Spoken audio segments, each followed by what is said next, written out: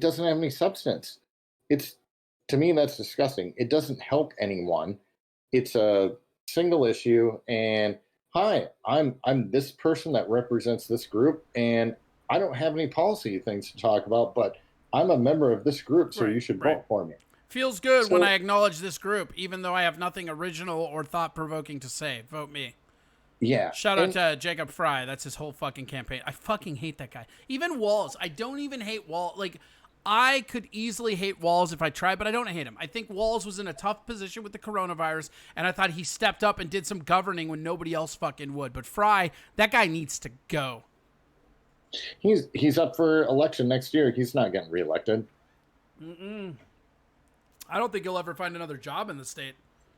I don't think he will either. Honestly, after the shaming I mean, that you that literally, he like, went through, that's shaming, sure. But I mean, I'm telling you, this motherfucker watched his city burn and he was too busy Twitter beefing with the president. And here's the thing. If you're a never Trump person, don't act like Trump then. Because that just makes you always Trump. Like, not addressing an issue and having a Twitter beef, that's something Trump would do.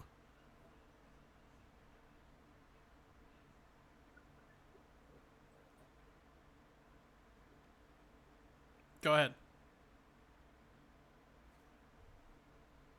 oh yeah, in his little talk this morning on Go 96.3, I was taking the dogs to the dog park and listening, and he's just like, oh yeah, people knowing my home address, it goes with the territory. I'm not sure what neighborhood he lives in Minneapolis, but I can guarantee that it's not one of the poorer ones. No, absolutely not. And that's one of the things with a lot of the Democrats' policies and the people repeating and parroting a lot of those platitudes and the policies. They look down from an ivory tower and tell other people how to live their morals, and their morals are enforced at the end of a gun. Sorry to use an Ayn Rand reference, but it's true. No, you're not. I'm only mad that you're using a fucking Atlas Shrugged reference. Don't do that. Like, that book is garbage. Like, the real book is fucking Anthem. That's the best book she ever wrote. True. Dude, Atlas Shrugged, can we talk about that? As a libertarian, I fucking hate that book. That's not a libertarian tome. That's a fucking capitalist love novel. Nobody gives a fuck. Like, give me fucking, like, Economics 101 or fucking Road to Serfdom any day over Atlas Shrugged. I need fucking 7 million pages to fucking recognize a guy that doesn't exist that we're going to create. Get fucked. Road to Serfdom does win in that argument. Road to Serfdom is the... Joyma, are you still here? Yeah, I'm still here. Next time I see you, remind me, and I will bring you my copy to read. Like, you need to read this. Like, where's... I think Tovar's even in chat. Tovar was a guy that I made read it. Where is... Oh, yeah, there he is. Tovar. Road to Serfdom. Yeah. Pretty good, right?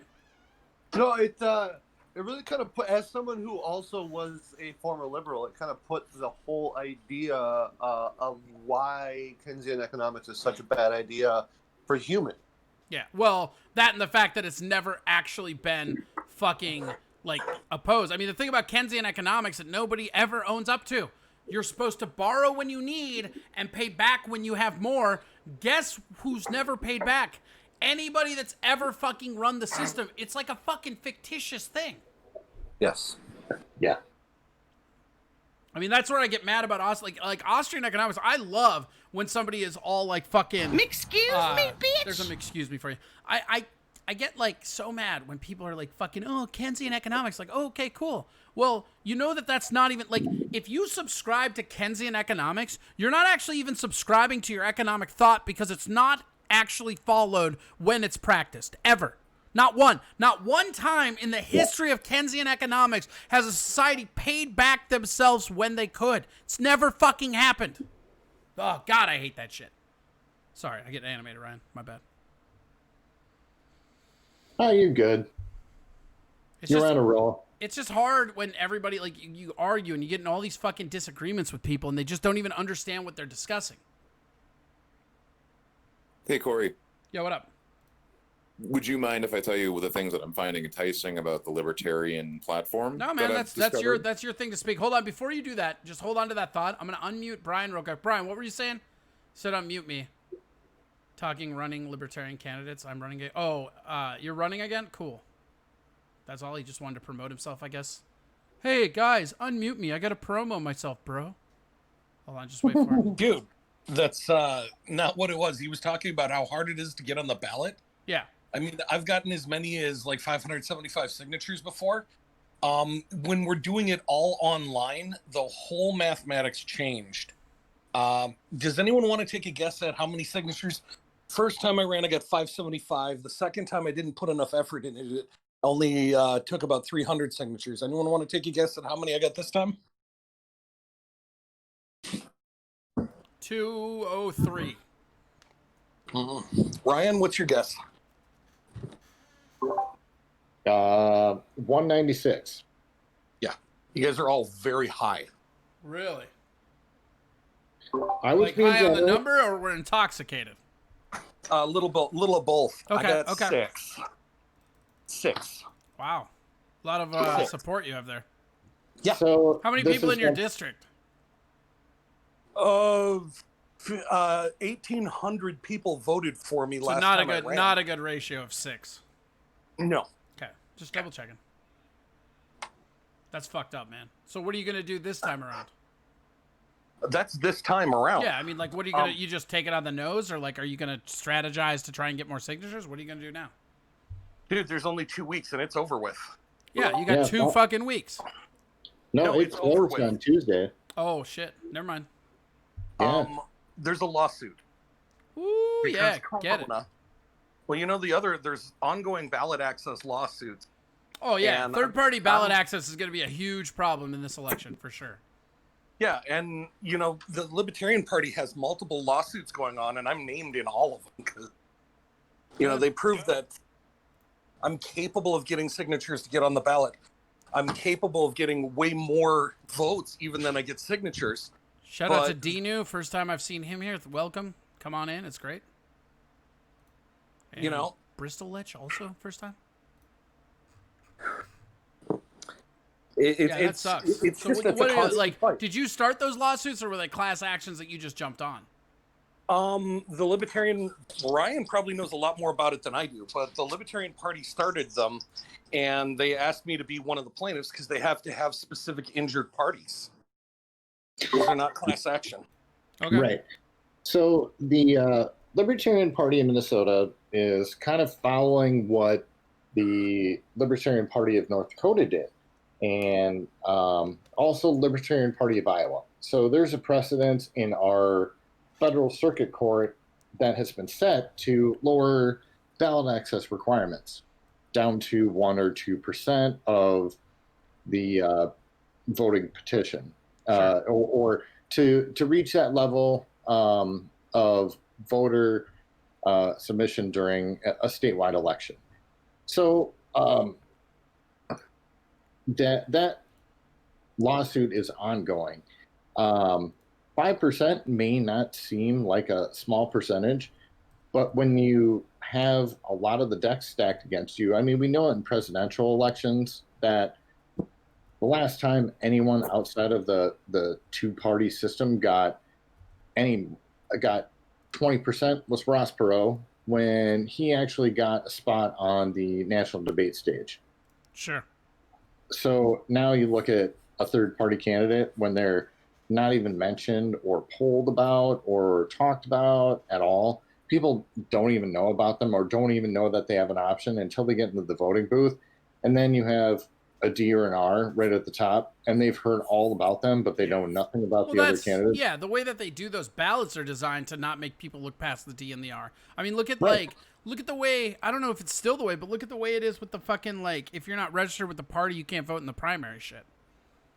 Well, and that's the other thing. So because Minnesota also changed to a primary state, so now they have a record of people that voted in a primary. Mhm. So if you voted in a primary and you signed the petition, that signature is stricken because you're not allowed to sign a petition for a third party candidate. So let's say a blue dog Democrat or a Liberty Republican registered, but they really don't give a shit about their candidates. They voted in the primary, but they said, hey, I really like this guy. And they signed the petition. Guess what? Their signature doesn't mean shit. It's thrown out. And Hey, now they Ryan, have there's one other thing is on the petition, it says under penalty of perjury, Yep. You're basically declaring your intentions to future vote for them. You can What the fuck? Is that right? Yes. That's gross. Yeah. Corey, I've tried to get this on the show before. The fact that Waterbury's here makes it way easier to talk about because he's more informed than me, even though I'm in it.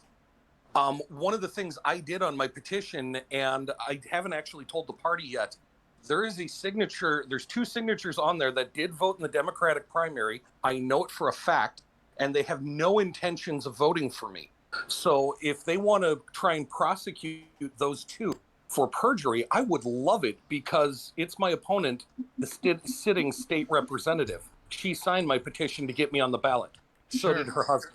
Margaret Blaylock wants me to unmute her and keeps saying that she's the only reason you got anywhere. Margaret, go ahead. You're unmuted. Go. Hey, Brian, you know that I love you to death, but one of the only reasons you got 5% is because I put you in an article in the No Company Shopper. I worked my ass off. I volunteered for you to get those signatures. You sat around and went to your other job, which isn't a bad thing. I mean, I personally collected over half the signatures I got. Excuse me, bitch! And the volunteers who got me the most signatures were provided by the Libertarian Party. Number 2 would have been Brian Bragelman. He got the second most signatures. Number 3 would have been Chris Holbrook. Mm-hmm. And I know who got what for signatures. I don't think any of the volunteers you brought me got me a whole lot more than maybe a handful of signatures. Yeah, but I love the fact that you tried. Those were the only ones that knew what they were doing. The other people Brian walked around. Bragelman had no clue what he was doing. He was taught how to do this by Chris Holbrook and myself, and I had never done it either. I had to figure it out on the fly. Oh shit! Yeah. I mean, you definitely helped, Margaret. And I set up all kinds of events for you to go and talk to people and take time out of your personal schedule, which is a huge part of being a politician. So here's a really good thing that I want to interject, that I'm actually working with both the National Party and local representatives. There's a huge advantage that the D's and R's have, even not in partisan races that you're running for, Brian, but even local races. There's an apparatus outside of the party that exists that's fully funded to support candidates. Libertarians can't buy influence because we don't want to pick winners and losers and give special contracts to people. So it's awesome when people step up as volunteers, but there are people that do this for their jobs professionally just to get people elected, just to hold events and schedule things. And those people were the people that took 6% that Brian got. So Is there anything else you'd like to take credit for, Margaret? Yeah, when I left to have my back surgery and get determined that it was actually a digging that everybody. Why are you cutting out? What's wrong with your connection? I don't know. What's wrong with your connection? Is that better? Yeah, you it's have way something better. else plugged into the same. Yeah, what the fuck? It's like everybody else is fine, but you're just chirping in and out like a fucking weirdo. Well, I am a weirdo, first of all, and so I don't have a rebuttal to that. But once I organized the maps where people should go, everything, and then once I left because I had to have massive back surgery, it was determined that Brian's libertarian handpicked campaign manager was actually a Republican who was digging out all the good work that volunteers had done to try to get Brian to a level where it would be like, Yes, we did have substantial. and that undermined. Yeah. Absolutely. And then when I tried, Brian, I love you to death. You're one of my best friends. That's why I was so passionate about getting. She always says that elected. right before she's about to say something mean. That's like her habit. Yeah. Oh yeah, absolutely. Well, it's not my habit, but it's just my very. No, it's Minnesota literally of what me. you do every time you say something mean. It's literally your habit. It's a hobby. That you're a politician, or that I say that. No, you do these like things every time you're giving criticism, Margaret. You add like 7 or 8 buttering up words beforehand, and then you say "but," and then you say what you're really gonna say. It's a very base distractionary tactic that people use, and they don't know they do it. You do it all the time. Well, I'm sorry. Anyway. It's nothing to be sorry about, just something I noticed, because you were like, I love you to death and this and that, but you were going to say but, and like everything you say before the but doesn't matter in that phraseology usually. Fine. I set events for people to learn about Brian. No, I'm going to finish my thought, and then you can talk, Brian. I set up events for Brian even when I was in the hospital getting better. And Brian had a large event at one of the biggest Coon Rapids things, like the 4th of July fireworks. I set up the event, I gave him a tent, all of these things, and he couldn't have the forethought to walk across Coon Rapids Boulevard to get into that park and actually talk to people. He just sat there and did nothing. And part of me was so upset at Brian when he did that, because I was working hard to show people that he's a good person, but without a babysitter, Brian can't get off his ass and actually do something. It was very upsetting. Oh shit! Excuse me, bitch! And I really hope I wasn't like breaking up during that, because now this doesn't make any sense. No, you're fine. That you fixed whatever you did, you fixed. The fucked up thing is, yeah, Brian has great ideas, but he's like a lot of my friends, where he gets passionate about something for 3 or 4 months, and then he gets lost in translation, and then nothing ever happens because he loses sight and vision of what is supposed to happen. And then when it doesn't work out, he bitches about it anyway. So I'm very offended that you are part of that lawsuit, because you know what? It wasn't just you. It was a group effort to try to get you that 6%. And yes, I do agree that you should be on the ballot, but only if you're going to do some good. I come from a politics family, and I am so sick of people going into office saying they're going to make change, and then they don't.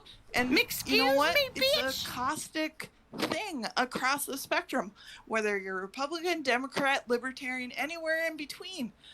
And that's why I won't label myself anything, and that I call myself a centralist, because nobody does it right. Do you mean centrist instead of centralist? I don't know. I made up my own word.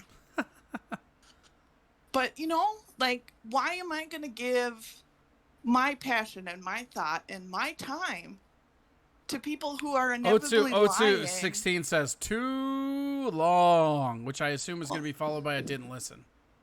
Fuck off. I'm just reading the comments. Don't get mad at me. I know. Well, I should get mad at you because you're the catalyst of all these internet trolls. How am I the catalyst? You literally said unmute me, and now you're fucking lacing into Brian. I was talking with Ryan and Doima about politics. None of this had to do with me, dog. Yeah, but you create the home for the internet troll. Oh, so because I gave you the ability to fucking tell Brian what you really think about him that you've shied away from, apparently? Because I gotta feel like Brian's probably getting blindsided by this. He probably thought you were loyal, and now it's fucking like just fucking claws in. I am loyal to Brian. There wasn't an opportunity to tell him something because Brian did something after. You're doing the cutout thing again. What did you do? What did you do to your phone? Okay. Can you hear me now? Yes, you know what you're doing. Stop acting like you're not doing it. You're doing something with the position of your phone or device that's fucking it up, because every time I say I can't hear you, you fix it, and then you go, can you hear me? Like, you know what you're doing. Just fucking talk. Anyway, I'm just tired of anybody running who says, I'm going to change, and then it never happens. And it's exhausting, you know? Even, you know, my uncle, who has been in that world for almost my entire adult life, like, he gets sick of it too. Like, he has battled his own party, the Republican Party, in order to get change done. And anytime anybody does anything different, doesn't matter what side you're on, people are always mad at you. And I don't know what I was trying to say before, but whatever. I don't care. I love you, Corey, and I love you, Brian. But sometimes when I did it again, I'm sorry. See what I mean? This is what I'm saying by it's a pattern. You do it all the time, and you'll notice it now that I told you. Like, it happens. Here's the thing about if you disagree with Brian in person. He will point his finger at you and tell you in a loud voice the things he was just telling you, and because it's loud, he thinks that you will respond to it. And I just shut up when that happens, because there's no moving Brian when he's that excited about something. I don't know. I feel like that's not true. Me and Brian have butted heads a bunch, and he's moved sometimes. I've moved too. Like, I feel like that's not true. From personal experience, though. Maybe it's different for guys. It's different for guys, and it's different for a guy-girl conversation. Okay. Anyway. So, like, Hooray It's Me says, doesn't this feel like a conversation that could have happened in private? Yeah, I feel like it does. Well, whatever. Like, whatever. You can't hop on a fucking Facebook Messenger. Like, how long ago did this happen? 2 years ago? And, like, you're going to wait till it's a fucking opportunity to be on a show? Like, that seems kind of, like, duplicitous, personally. Well, isn't that what stand-up comedy is? Being duplicitous and being able to This isn't talk stand-up out of both comedy. sides Do you of your see? Do you see a microphone and a brick background behind me? Do you see a crowd in front of me? This is not stand-up comedy. This is a show. Yeah, but it's comedy. You stated that Right. earlier. Stand-up comedy is not. You know what, Margaret? I'm muting you. I'm done. I don't care. Goodbye. Fine. Whatever. Brian, do you want a rebuttal on that? Do I need to? I don't know, man. I'll unmute her because it's fair to have the rebuttal. But, like, she's saying that she did most of the work and that your heart wasn't in it and you didn't work very hard. I mean, I had a 1-year-old and a brand new job, but, you know, other than that, yeah, I totally just phoned it in. No, Wait, so you acknowledge you phoned it in? I'm so confused. No, And what is she saying about being responsible for most of your signatures and shit? What does that mean? I don't really know. I mean, she downloaded a map of the district right off the website, which is easy hold to on. find. Margaret, She you're printed them unmuted. out. What did you mean by, like, you did all that work? Like, what work did you do?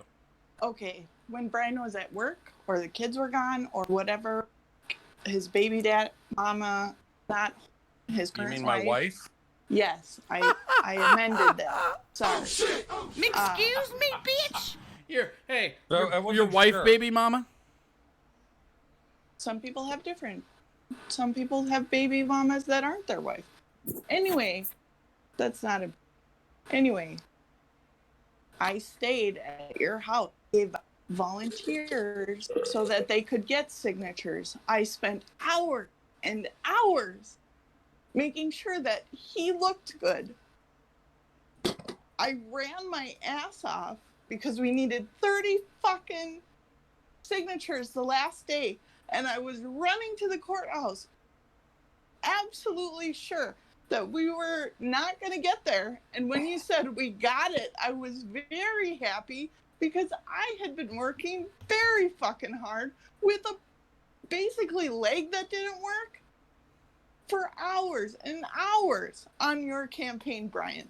So if you say that I'm not responsible for your success, I call bullshit. Because I believed in you and I was passionate about you. I'm not a libertarian. I'm not a Republican. I'm not a Democrat. I'm a bleeding heart activist. And at the time, the activism that I was doing was trying to get Brian off his ass and do things. And yes, it was a new job and a new baby, but life happens. And you have to support the people that help you in a campaign. Otherwise, it breeds resentment. And it's not easy to have a conversation with you, Brian, because if someone's opinion differs from yours, you look down on them and judge them like the fucking rich kid you were when you fucking grew up. And you're not. Excuse me, bitch. You're not an example of Coon Rapids. People from Coon Rapids are weird and poor and barely have any money. And how do I know that? Because I live in Coon Rapids, and that's who I am. Aren't you from one of the wealthiest families in Coon Rapids? No. Not directly. I don't have access to my grandpa's money. It's all in... It's all... Yeah, because they're 98 and 92 and their brains are melting. And my grandpa will ask you a question and then 5 minutes later ask you what the question he fucking asked. Our brains are melting. Fuck you, Tovar. Fuck you. I'm done. I'm sorry if I ruined your little radio play, Corey, but I'm upset. Whatever, and you're fine. Go. Do what you got to do. I'm going to go because Okay. I don't want to piss anybody else off, and I hate being this upset. Are you in crying? front of people. Yeah, I am. Brian's friendship means more to me than anything in the world, and that's why I didn't share this. But if he's going to sit here and be like, I'm a libertarian candidate, the only reason he didn't even fucking stay at that Minnesota caucus, whatever conference it was, long enough because he wanted to go snowmobiling with Tovar. And that's what his priorities were that day. He wanted to go sit in the golden chair of whatever. What? So he didn't campaign, he went snowmobiling? No, at the Minnesota Libertarian Conference that happened the day of the weird snow in May where like... You talking about the convention? Yeah. Okay. I got there because he asked me to go, and they treated me like shit the whole time in front of the important libertarian people, like the board members and a lawyer and whatever. And because I said I was anti-pot and pro-life, I was a terrible human being. And my question to him was, if you're a libertarian, how come I can't have my own ideas and you have your own ideas? And you just let me be me and you be you. Because as far as I can tell, the libertarian message is that we are just going to let people be the way they're going to be, and we're going to accept them for who they are. And if that's wrong, I obviously No, that's fair. I mean, that's it. like, that's fine. That's, I mean, like, I think the libertarian message and the libertarian meaning is different to everybody. You know, and fuck, Corey, anyway, I don't know. But yes, I am crying because I'm terrified of the repercussions of me telling this to Brian later down the road. What repercussions? When's the last time you even saw him? You guys don't even hang out. You're fine. Well, the last time I saw him, he was at work. The only time I can ever see him is at work because I'm allergic to his e-cigarette that he fogs up like a lighthouse, whatever. And then I'm also highly allergic to everything at his work because I'm allergic to carrots. But it's safer for me to go in and talk to him 15 minutes at his work than to be around him and his e-cigarette, which will also kill me because I'm very allergic to it. And so, and life has kind of just split us in two where he's got his life going and I've got my life going.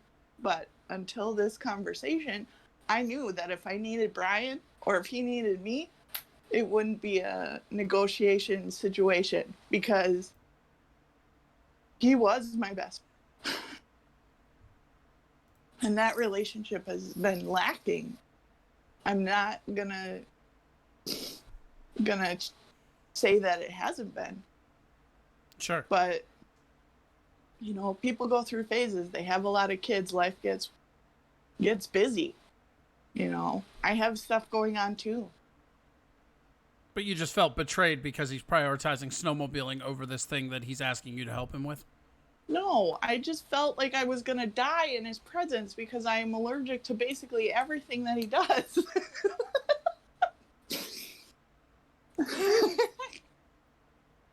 And Cheeseburger Pie says, I couldn't even handle this if I had chips on the table. Yeah, it's pretty involved. I don't know. It seems Whatever. like there's a lot of like built up stuff there that like just kind of sometimes when you try to contain stuff, it just ebb and flows and boils over at some point. yeah, so sorry I made your show like the Maury program. Whatever. I don't give a shit. Do you? I'm white trash, so maybe it's Jerry Springer. I don't know. Anyway, I'm gonna go. Thanks for letting me share. All right. Talk to you later. Later. Whatever. All right. Margaret Blaylock. Brian, do you have a rebuttal? I just feel really blindsided here. Yeah, it seemed like a real blindsided situation, right? Yeah, I'm not sure what I said other than that I'm running again. I'm not sure how, she did help a lot the first time. This is the third time I've ran. She did help a lot the first time I ran. I had a new baby and a new job. Sure. But, what it has to do with the lawsuit is all about the fact that it's 2 weeks to get 500 signatures that only the third party candidates have to get. It falls over Memorial Day weekend. Yeah, she got me some maps. I learned a really cool trick on my own with some friends right away. Where to get the best signatures was going to the trailer park, because honestly, those are some of the most open-minded people I met going door to door. They're working class people that when they asked where, the libertarian is, the free market solution, we believe that government serves people best by getting the fuck out of the way. And you're like, people are like, oh, so you mean lower taxes? Yeah, absolutely. I wouldn't even need help from the government if there was no taxes. I'm like, oh, there you go. Welcome to the party. Sure. There's so much that was covered there in such a non sequitur way. Yeah, it was just kind of like, it seemed like, honestly, it just seemed like something that was built up to the point where when it finally burst, it wasn't like as thought out as it could have been. Not that there's anything wrong with that. Sometimes people keep shit to themselves, and then when it comes out in very weird ways. Yeah, I think this may not have been the proper forum for it. I disagree. I think it's great for ratings. But I'm not involved in it, so I don't care. Yeah, the snowmobiling thing, I go to the Libertarian Convention when there is one. Well, and like, Ryan's not here, but like, can we all just acknowledge the Libertarian Convention's kind of bullshit anyways? I've been to like 2 or 3 of them. Who cares? Yeah, you've been to the same ones that I've been to. I went there, I got nominated, and I left. Yeah, I showed up specifically that one year just to vote for you because I don't go there usually. Okay, let's see. How many times did you vote for me, Corey? I'm only legally allowed to vote once. Okay, so just the once. Well, unless they don't have access to my real name, and then I can vote twice. Which they do not. Find ballots on the floor. I honestly have no idea what you're talking about. I may or may not have found some misplaced ballots that said Brian on it, so I just threw them in because what are you gonna do? You gotta turn those in. Yeah, absolutely. Like, it would be irresponsible to throw them away at that point. I felt a lot of times I had a huge amount of support for you because you were already, signed up and a member of the party, and you showed up and voted, and like. Well, you were getting serious about it, and like, I don't know, like I always feel obligated to help my friends as they, it's like Doima, he's asking me all these questions and stuff, and even Tovar used to be super liberal, and I love talking to people and finding what ideology will best fit them, even if it's not mine. I love that. And then when somebody comes across libertarianism on their own, that's something that of course I want to nurture and get involved in because I love my political ideology. That's why I hold it. The first time I ran, the intention was really to run as what they call a paper candidate. Sure. The intention was to get on the ballot just so people would see a libertarian choice on the ballot. That was actually the intent when I started it. And, the party sent me people to help out, and Margaret started helping, and I didn't think I could win, but we got some support and we got some stuff done. It was kind of neat, but I was under no illusions. I think nowadays I might actually have a chance, but without petitioning in person, which honestly I didn't feel comfortable doing with coronavirus. And I didn't think people would want me knocking on their door, some random dude going, here, sign this. Yeah, it's definitely 30 going to other be people it's have definitely touched going to it. be an interesting election to see what third parties are able to do just with that shit that they have to deal with, you know. Yeah, I mean, the hurdle is already really tough. You know, when she talked about the last day, I went down there, I went through it, and they tossed about 24 signatures. And I was already lower number than I wanted because they tell you to bring about 10% overage on signatures. So if you need 500, bring 550. I had only had 525 or five something. We got a bunch tossed and we came up short. So I had to leave the courthouse, and my wife came out, her mom came out. The Libertarian Party put a call out, and we had like people I'd never met before rolling out Tom with clipboards, Michaud. just hitting random neighborhoods in I'm Coon the Rapids. fucking crackhead. And we got it by just the thinnest of margins, just barely in time. Sure. You know, I'm the thing is, I didn't have a lot of time that year, and I had very little direction. When, you know, she also talks about arguing with me as a libertarian. She wants to argue for, you know, certain types of government support for things. Yeah, which is not really what the ideology is. Absolutely. And, you know, we've had our things. She's very, and I don't want anyone to misunderstand this. She's very pro-life, and I totally respect that. My personal views, it's an absolute wrong. But as a libertarian, I believe it's absolutely not the government's business to make that decision for other people. Yeah, I would agree with that. And that took me forever, like, because people would ask me. Well, I think that's the thing, like with Matt's dealing with right now, and I think that's the thing that took Tovar a second to get off of too, is that like it's very hard to talk to people about libertarianism, because the moment you talk about taking away like social safety nets, they're like, well, this and that, but they don't understand that like you can actually enhance those safety nets in other ways. Absolutely. And you know, the abortion thing, that I had a hard time figuring out where I stood on it. And you know, this, I hope Margaret's listening. Yeah, she's still in the room. One of the conversation that actually solidified my view on abortion in a way that I can articulate was about an 1.5 hour long conversation I had with her mother, who is very, very anti-abortion. Sure. And she was talking to me, and she goes, well, what's your view? And I told her, and I articulated it as best I could. And she goes, well, what you're telling me is that you think it's wrong.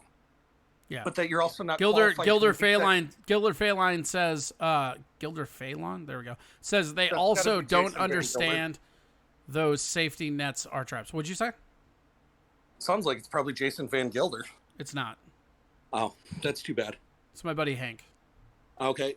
You know, the thing, like, I was arguing with a woman who I know is deeply religious about it. I was talking politics with her mom, and I would have a hard time telling you how much respect I have for her mom. She is a very intelligent woman that I think most people would meet her wouldn't notice. She doesn't look like an intellectual. I mean, she works in the schools and all, but she's brilliant. And she helped me come up with a decision about where I feel on something that in a position that she disagrees with.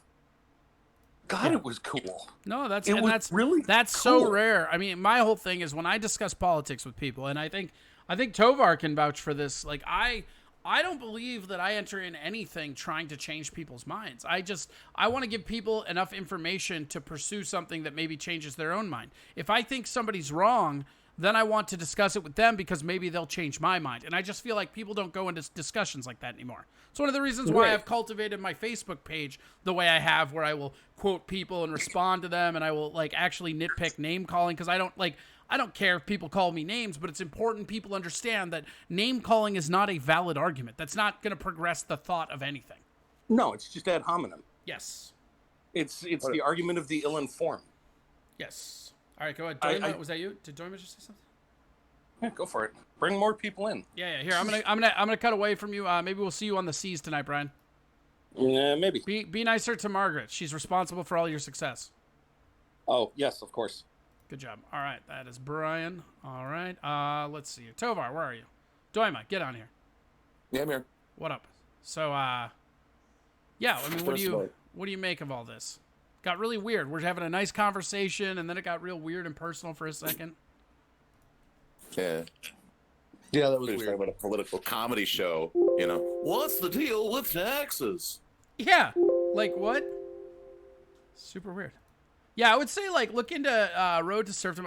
Gilder Phelan put it perfectly. The problem is that safety nets look like awesome things at first, but the reality is they're traps. They're all traps. They just want people to be poorer so that they can keep controlling them. That's the way it goes. Nobody in Congress gives a fuck about us. I believe that. That's why I like ageism, man. Like we need to start getting the youth movement in here. Like Tulsi Gabbard would have been a better candidate. Yang, fucking Pete, like all these people that are younger, even Rubio, younger. Well, you know that I'm actually, as a liberal, I'm a big fan of Tulsi Gabbard. Yeah. I absolutely. I don't. Here's the thing. I'm not pro or anti her. I like the way she talks, but I love how she tanked Kamala Harris. That was one of my favorite things of the entire election so far. Oh, agreed. I hate Kamala Harris very much so. Yeah, she's. The but actually, before we got into that long, lengthy argument that what even was that? That was weird, right? I don't know. I just looked for dogs because I needed something pleasant at that exact time. No, we were going to talk about like kind of what was kind of gleaning me towards more of like your ideology. You mean your ideology? Yeah. Well, you know, it's I'm evolving my thoughts. My big thing is on like the on the military side of things too. I'm becoming more and more anti-interventionalist. Yes, that's the way you should always be. I mean, we literally could cut 10% out of the military's budget, and we could fund almost everything else. And we need to stop. Like America has made the world demonstrably less safe with their interventions. Walk softly, but carry a big stick, man. We're doing it wrong. Not even that. Like, I mean, it's not even like walk softly, because that's not what we're like. That's like walk softly and carry a big stick is just like a mantra for guerrilla combat. Like, that's not interventionalism. That's fucking like ninjas. That's not what Teddy's Roosevelt military was. Not at all. I mean, that's what that quote means. No, because he was an isolationist. Right, but when it came down to conflict, he wanted to be quiet and then hit people. Well, yeah, that's speak softly and carry a big stick. That's still intervening. Well, no, not even that. That's saying that don't provoke an attack, but be ready for one if someone tries to provoke one. That's all. Well, I mean, all right. Well, then that's fine. I have no problem with that. Plus, he was a Rough Rider. I mean, plus he was a motherfucking Rough Rider. You don't remember his duet with DMX? What the fuck? Shut up. Well, that's all the time we have for guests. No, but for real though, like I'm becoming more anti-interventionalist. The Obama bombings in Yemen. Yeah. Well, this is the thing.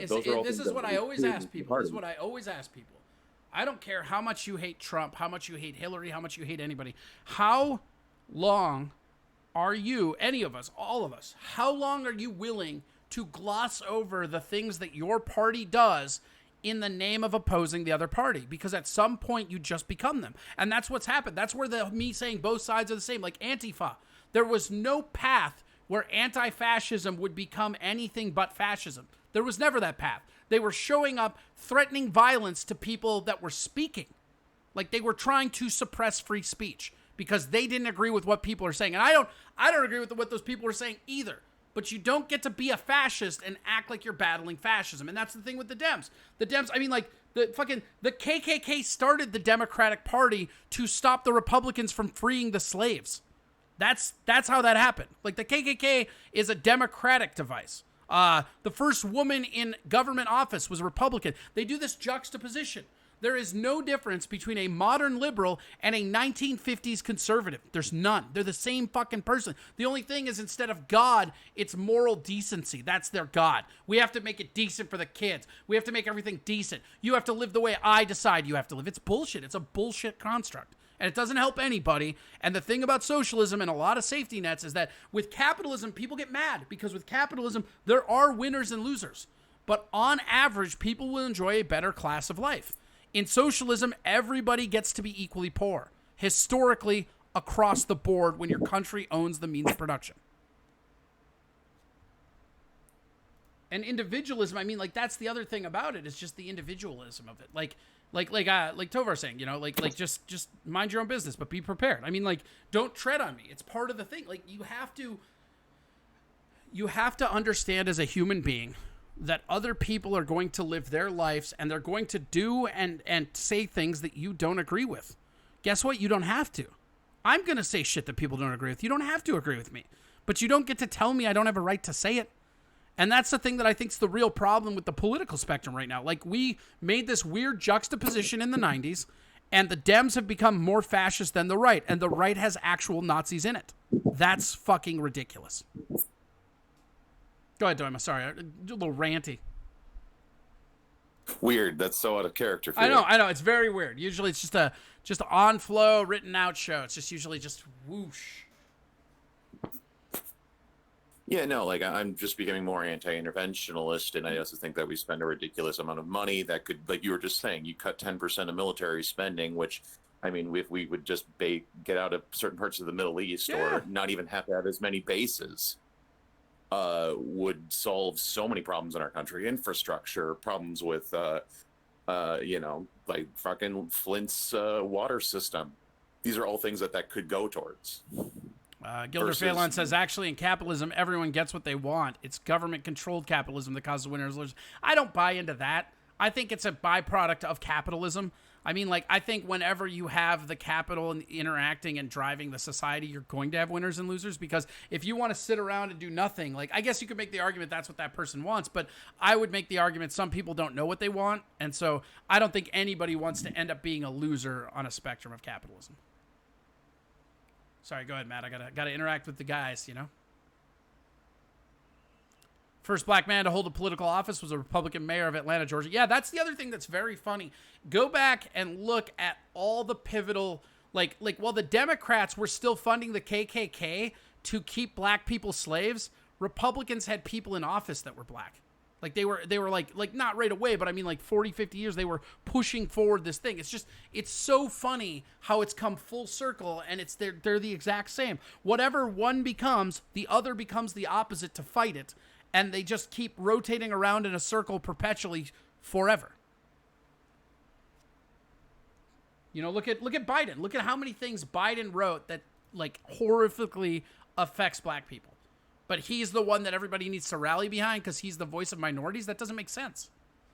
It's just a lot of dishonest that is the intellectualism. one that's been infuriating me more than anything. Oh, recently. tell me about it, Tovar. I legitimately, I swear to God, I swear to fucking God, anybody that I find out, I've already called, like, Hewler a hypocrite. I've called so many people fucking hypocrites, because the idea is that if anybody, and I don't know Doima was one of these people, but I bet he's man enough to admit it and apologize and correct the behavior going forward. But what happens is these motherfuckers, they are going to vote for Biden because they're going to go, oh God, this guy's terrible. He has all these accusations. Oh, I can't fucking help it. Oh, this and that, right? And they're going to vote for him because they just have to stop Trump. And that is literally what Republicans did when they voted for Trump. They had to stop Hillary. And it's just so intellectually dishonest to act like that's okay for them to do, but not for people that voted for Trump. It's basically just it's a small subset of people, because the people that vote is a minority of the population. Yeah, that's true. Yeah, statistically, most people don't vote. That's absolutely correct. Yeah. Well, here's an interesting thing, though. How many of those people do you think don't vote because they can't? I would be interested to see, like, what the felon record, like, how many people don't vote because they don't want to versus how many people can't.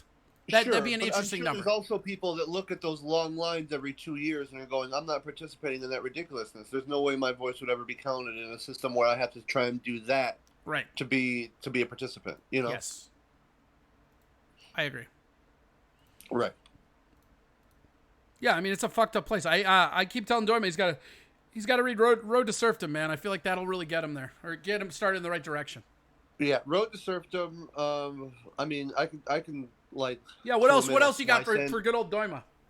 For sure, Lysander Spooner, man. See, that's really where you and I split, but that's fine. I get it. Yeah, for sure. But I mean, if you really want to delve into like just why the state shouldn't exist at all, like that's like number one where I start. And honestly, I've actually used those arguments in real time in court, and they've been really effective. So like, it's hard for me to really knock Spooner because like I've actually seen real time benefits. I mean, whatever, that's fine. Spooner Spooner has some good ideas, but even he admitted that his idealisticness could never be realized. Like, he admitted... Well, in his time. Well, but I mean, I think in any time. Like, he didn't say in his time. He said can't be realized. He never said it in his era. I mean, maybe he meant that as, like, substance. I mean, think that that's fine. As an individual, you can fight hard enough to get into a position where you are as free as Spooner. I don't think it's an easy position to get to, but I think it is an arguable position to achieve. I don't know that that's true anymore. Maybe. I mean, it could be, I guess. I don't know. I have no opinion on that. Charlie Sprinkle was the last person that I know that did it in the late 80s, I guess. He was the last person to, like, sue the federal government for his right to drive without a license and carry insurance and win. And that was, like, the late 80s. So, actually, excuse me, the late 70s. But, like, they didn't really interview him until the late 80s about it. Charlie Sprinkle? Yeah, you should look up, anybody who's curious, look up Charlie Sprinkle. Like, yeah, he's the guy that was, like versus, like, Ronald Reagan, right? Yeah. Yeah, sued Ronald Reagan's wife, like, everybody in, like, the government, basically just accusing them of being fake agents. Because, like, when you really look up statutory law, driver's licenses are a violation of your right to travel. Well, it's a fraud, yeah. Yes. And I mean, if you're willing to go toe to toe with armed combatants and spend like 8 years of your life in and out of courtrooms and jails, you can actually get it to where you don't really need a license to drive. Do you want me to break your mind? Sure. That whole story of him is a hoax. A hoax? Yeah, like go just look up his name and just type up like real details. Like I remember this was on Tom Woods. Is the only reason why I know who you're talking about. That's why I said is he the license guy. The whole thing was actually a fictitious situation. It never took place. I'll send you links if you want to fucking... Yeah, it's an absolute hoax. Are you sure this isn't just some conspiracy bullshit? Yeah. No, I'll read it. Like, it's not... Because Tom Woods... Like, if it was just me saying it, maybe. But, like, Tom Woods doesn't deal in, like, conspiracy theories. There was something going around with it. This was, like... 3-4 years ago that I listened to it. It was on one of his podcasts. I can find the actual episode if you want to listen to it. He probably has way more sites. Sure, I'd love to. But the whole thing was like a perpetuated thing that never got in, and then that guy used it to get into a public setting, and then after he basically got famous, they went over his records. But he just printed them out. The actual court cases don't exist if you go to the California database. Well, why would they? Why would they keep? Because it was a Supreme Court case. Those don't just go away. Maybe. No, totally. There's no way that did. It's totally. I'm telling you. I'll look into what he sent me. Sure. Yeah. It's I'll have to do. I haven't like researched it right now. I just remember because I only know this guy because of a giant like episode. They spent like 2 episodes on the Tom Woods podcast, libertarian podcast I listen to, very good, talking about it and how. Yeah, well, no, so, like, all the court records that they list in, like, he wrote a book, and then he did some kind of, like, speaking event where he had crib notes, and every single case number he gave is not able to be referenced outside of his own website. I'll be honest, the last time I went looking for him on Google, it was a lot harder to find any info on him. Yeah, because it's not real. That isn't true at all. Like, the Google's full of not real stuff. I mean, I feel like if you concisely know how to Google it, I don't know. I mean, maybe. I don't think that I've ever, like... Googled something concisely and come up with like absolute fiction. Right. But I mean, like, yeah, like if you're just Googling his name, maybe, I guess, but like, I'll look into it and I'll send you some stuff. But like I said, the only reason, because it was California, it was a Supreme case, and it was about him being able to drive without a license, right? Yeah, his right to travel. Yeah, and it was California, yeah. It's totally that guy. I'm almost positive. I'll have to, well, maybe it's maybe it's like Charlie Spring or some shit, but like, I'm 99% sure that was a hoax. I'm pretty sure I read through most of those cases when I was going through a lot of my own stuff. So like, right. Well, like what? So if it's the guy I'm talking about, right? That dude put up fake case numbers of his own on his own website under a different, because he got busted with having his website point to a California.org site that didn't exist. Dude, he had made. When this story broke, it was before websites. No, I know. No. The website part came in the late 90s.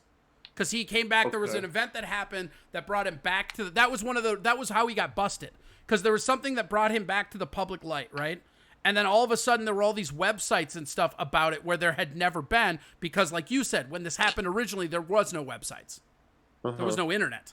But the case files, the hard case files of the California Supreme Court are not in any kind of state where they could be tampered with, basically. I started looking up him in like 2008-ish when I Okay. first started seeing the interviews. Well, maybe it came out later than that, because this would have been, like I said, 2 or 3. So this is like 2017, probably 2018. Okay, that they really started diving into it. Well, Yeah, so 'cause what? I mean, My understanding is like his story that's was been kind of like libertarian folklore for like a long right, time. and that's the thing is he was basically just telling tall tales. And then when somebody actually put the magnifying glass to it, it's not real. Again, I'll double check and make sure it's the same guy. But I only recognize that name from that. Yeah, all right. And I'm not I could Google it right now, I guess. I'll do it after the show. Fuck that. Yeah, no need to go down a rabbit hole now. Yeah. You've already. Well, you've already it's like we got made like Margaret 10 minutes left of a show. Monster. Let's get into this fucking. Oh yeah, I did that. I didn't do Yeah. that. Brian No, did put that that by on not you. being a good friend. Jesus. That was pretty weird, right? Like, he was like out of nowhere. She's like, unmute me. I want to talk, blah, blah, blah. And I'm like, what? And she goes, no, this and that. I'm like, ugh, whatever. And I literally thought it would be one of those things where I unmute her. She says some shit we don't care about, back on mute, and we go away. That's how I thought that would play out. Start calling you Dr. Phil, bruh. God, I hope not. I fucking hate that guy, too. All right, Tovar, let people know where they can get a hold of you. We're running late. Okay, guys. So this week I'm finally gonna actually have Joe Cocozello on my show. Wednesday. Bullshit. Yeah, we'll see it when it happens, right? I'm the fucking crackhead. Instagram, Stephen Tovar Tom 79. Friday with Michaud. friends on Facebook. Come hang out. Come say hi. The world seems like it's getting back together for a little while. It's, Not in Washington. not in Washington. So yeah. I don't know, man. Like, I'll be probably volunteering some time also with Shea Webby Cares this week. If anyone's interested in donating or helping out and they want to help, let me know. Perfect. All right, buddy. And I can get you in touch with them. Thank you. Yes, sir. That was Tovar. Matt, you got anything you want to say before you go?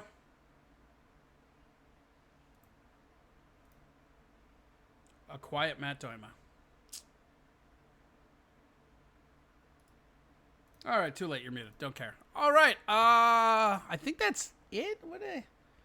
It's kind of hard to gauge where we were with time because we had that fucking garbage cutout. But I think we're right coming up on it. So whatever. We will cut this one here. You guys have been awesome. Don't forget to come tomorrow where we have our last show of the week. We might be making some announcements. I might even get that Discord bot up that I've been working on a bunch. I've been working on a bot for Discord to make Discord a little bit easier for people. Don't forget to go to Discord, join our server. That's super fun. Also, if you want to watch us play games, we usually play over on the TikTok server. So hold on, or TwitchTok. God, I gotta quit saying that. Boom. So there we go. What is? There we go. So follow TwitchTok Cast for games. Otherwise, I mean, I think that's really about it. You guys have been awesome. Shout out to Ryan Waterbury for coming over and talking some shit. Shout out to Tovar, Brian, and even Margaret for her tears, suffering for her art. You guys have been awesome. Let's move to the end phase. Wow! Boom. There we are. Yeah. Really good job. Good one today. I really enjoyed it. I like when we can get down and talk some fucking politics, man. Shout out to Kirkhoven, baby. Fuck yeah. Yeah. Let's see here. Hold on.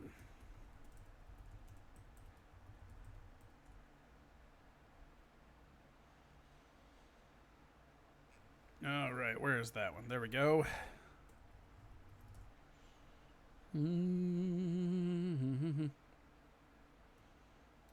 Where is it? Boom.